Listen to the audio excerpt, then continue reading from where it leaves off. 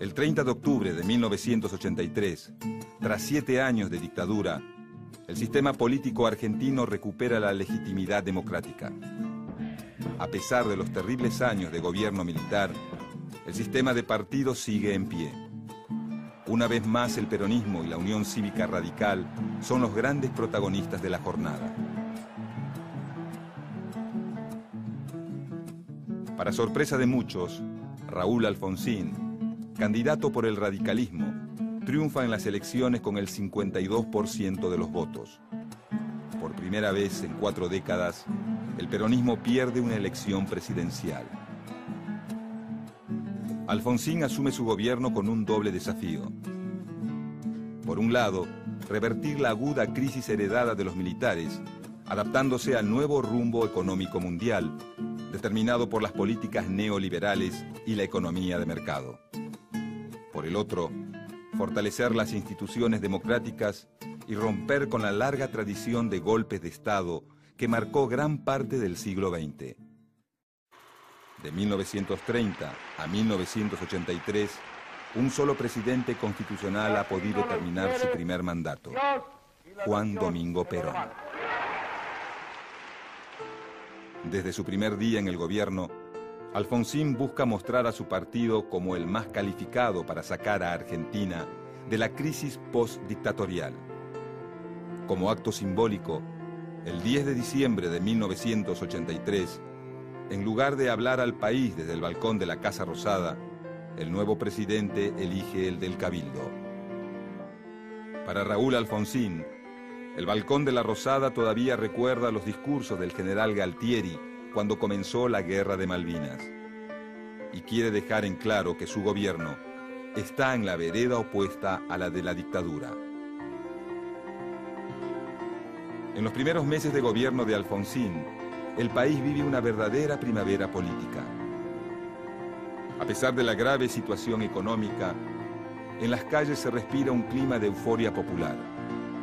Luego de largos años de censura, exilios y listas negras, la vida cultural renace.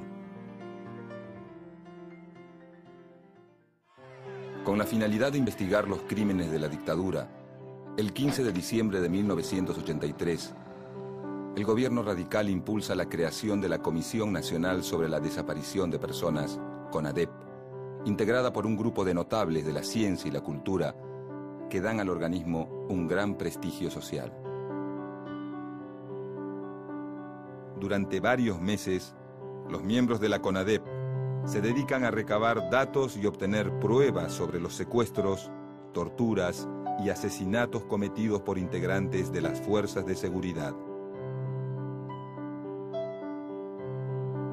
El 20 de septiembre de 1984, acompañado por una gran movilización popular, el escritor Ernesto Sábato, presidente de la CONADEP, entrega a Raúl Alfonsín el informe final sobre los crímenes de la dictadura. Un documento que recoge datos sobre casi 9.000 casos de desaparecidos y revela la existencia de más de 300 centros clandestinos de detención.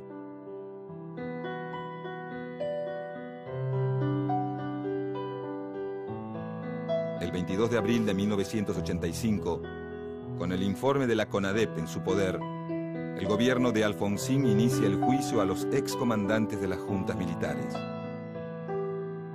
A pesar de la crisis económica, la imagen del presidente continúa en alza. Su decisión de juzgar a los militares en un tribunal civil es acompañada por la gran mayoría de la población y marca un hito dentro de la historia jurídica de América Latina. Ninguna democracia en el continente producirá un juicio de estas características.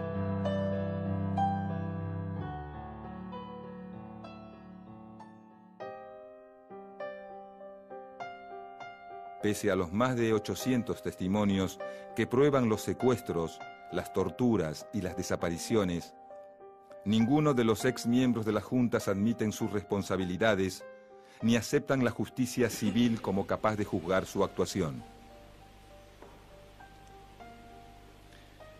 No he venido a defenderme. Nadie tiene que defenderse por haber ganado una guerra justa. y la guerra contra el terrorismo subversivo fue una guerra justa. Terminada la audiencia pública, el 18 de septiembre de 1985, el fiscal Julio César Estracera realiza su alegato final, pronunciando una frase histórica. Señores jueces, quiero renunciar expresamente a toda pretensión de originalidad para cerrar esta requisitoria.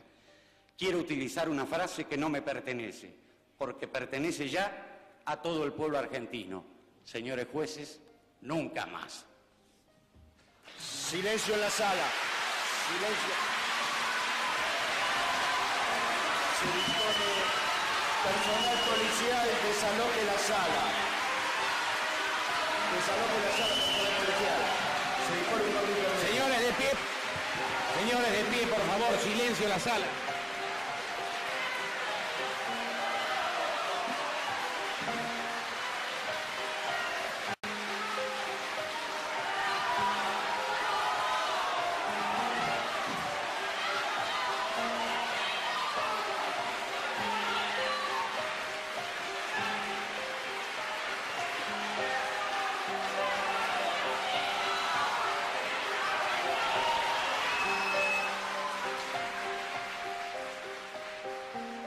Finalmente, en diciembre de 1985, el Tribunal Federal presidido por León Arlanián procede a dictar la sentencia.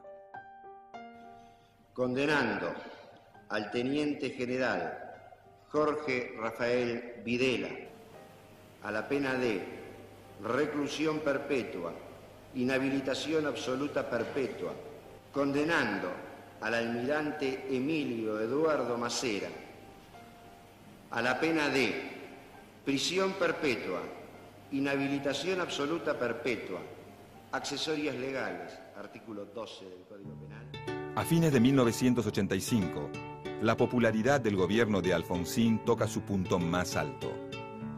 El juicio a las juntas proyecta su figura a nivel internacional y la crisis económica es temporalmente aplacada con la puesta en marcha del Plan Austral.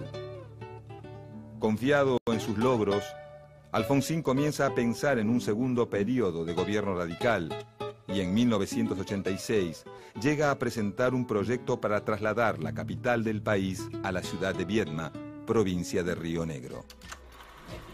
Mientras tanto, en la Ciudad de México, la selección nacional obtiene su segunda Copa del Mundo y en Hollywood, el cine argentino gana su primer Oscar por una película que trata el tema de la dictadura, La historia oficial.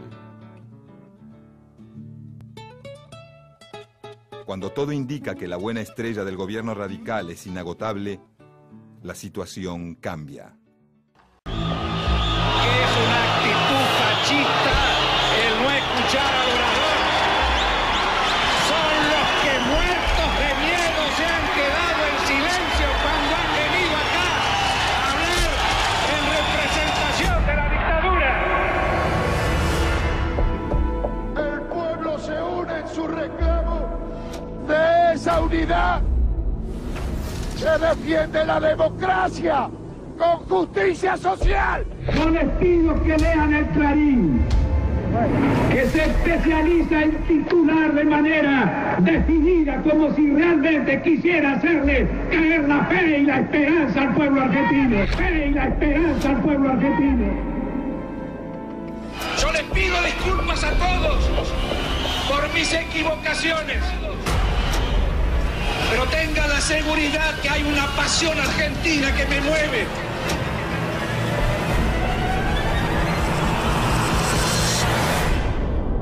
Todos son impactos directos contra el edificio de La Tablada. Se está pidiendo una ambulancia. No hay huevo, no hay carne, no hay nada. Un saqueo total, un hecho vandálico. Y gracias por estar acompañando aquí al mejor discípulo del general Perón, Carlos Saúl Menem. No hay nada. Angelos, un presidente para todos. ¡Síganme! ¡No los voy a defraudar! ¡No los voy a defraudar! No hay nada. Es resuelto resignar el cargo de presidente de la Nación Argentina, con el que el pueblo me honrara desde el 10 de diciembre de 1983.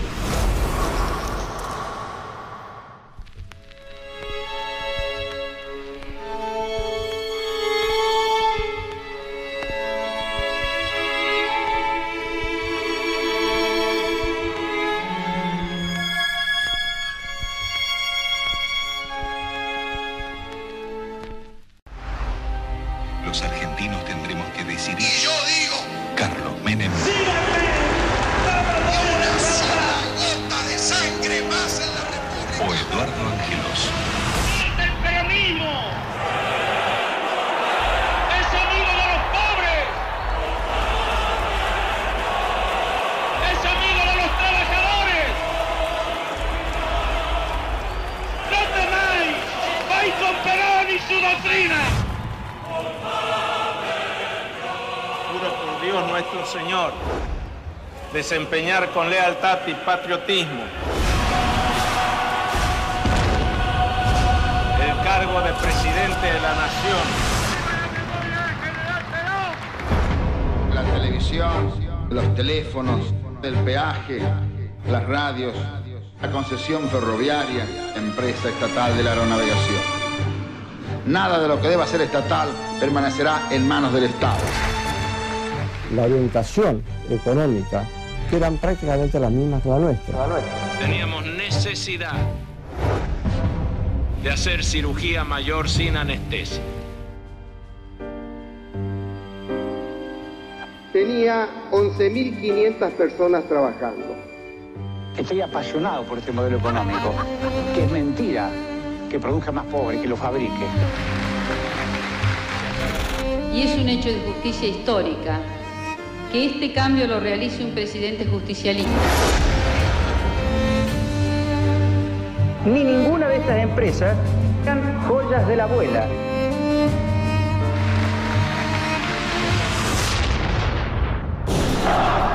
He firmado los decretos donde indulto a muchos militares y muchos civiles. Vamos a seguir luchando.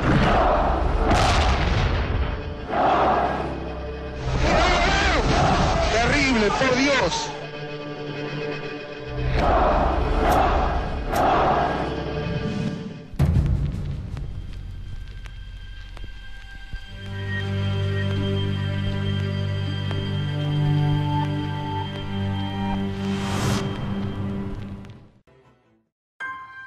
Desde agosto de 1997, las dos fuerzas políticas más importantes de la oposición conviven en una misma coalición electoral.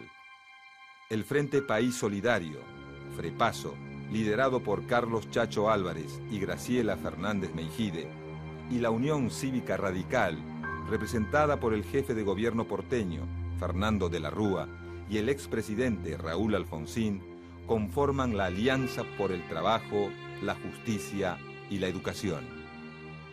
Montado en el discurso de la transparencia, la ética y la defensa de las instituciones, su candidato a presidente, Fernando de la Rúa, se muestra como la verdadera antítesis de la corrupción, el desapego a la ley y la ambición de poder representados por Menem.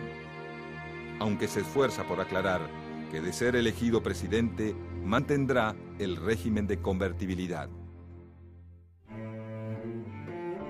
Con un Menem desgastado por la crisis económica y una fórmula oficialista que no parece ofrecer un recambio convincente, la Alianza triunfa en las elecciones nacionales y el 24 de octubre de 1999, Fernando de la Rúa es elegido presidente. Desde el comienzo de su mandato, de la Rúa se muestra incapaz de solucionar el complejo cuadro de situación que le tocó heredar. Rápidamente, las internas entre los dos principales componentes de la alianza contribuyen a debilitar el prestigio político de la coalición gobernante. La crisis se intensifica en octubre de 2000, cuando sorpresivamente el vicepresidente Álvarez presenta la renuncia a su cargo, acusando al gobierno de la Rúa de pagar coimas a los senadores para que aprueben la ley de reforma laboral. No renuncio a la lucha. renuncio a un cargo con el que me ha honrado la ciudadanía. Para los primeros meses de 2001, el panorama político del gobierno de la Alianza no es nada alentador. Abrumado por el déficit fiscal y el meteórico aumento de la deuda externa, el presidente de la Rúa convoca a Domingo Cavallo con la esperanza de mantener la convertibilidad. El exministro de Menem poco puede hacer para desactivar la bomba que él mismo había creado. Una a una, todas sus estrategias son sepultadas por la crisis financiera. Al llegar octubre, el malestar de la población que se palpa en las calles se traduce en las urnas. En las elecciones legislativas, los votos negativos y las abstenciones son la primera mayoría. La confianza en la política, evidentemente, está agotada. Diciembre de 2001 comienza en medio de corridas bancarias y rumores de devaluación. Para frenar la fuga de dinero de los bancos, el ministro Cavallo lanza una serie de medidas que restringen la extracción de dinero en efectivo. Esta innegable violación al derecho de propiedad caldea el ánimo de la sociedad, que no tarda en manifestar su descontento. Abrumado por una ola de saqueos y con los ahorristas de la clase media golpeando las puertas de los bancos, el gobierno de la Rúa no encuentra otra solución que declarar el estado de sitio. La medida, lejos de calmar las aguas, provoca una espontánea reacción de protesta. La noche del 19 de diciembre, en las calles de Argentina, solo se oyen cacerolazos.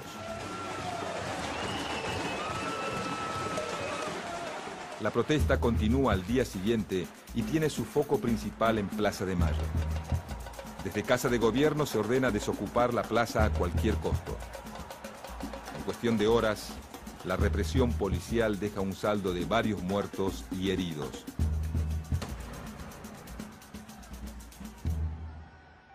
La jornada termina con una imagen que pasará a la historia. Luego de 2 años y 10 días de gobierno, minutos después de firmar su renuncia, Fernando de la Rúa se retira en helicóptero de la Casa Rosada.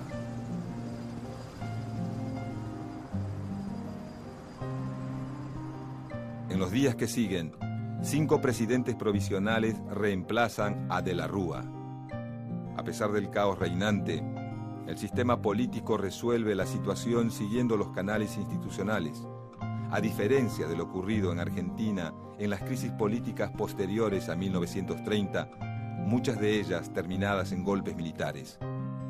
Sin embargo, en medio de la desolación generalizada, no hay espacio para celebrar esta novedad.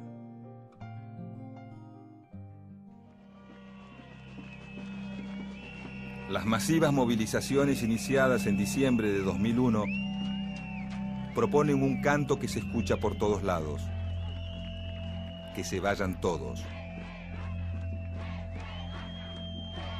Así, con un total descreimiento en la clase política y una gran voluntad de un cambio, Argentina comienza una nueva etapa.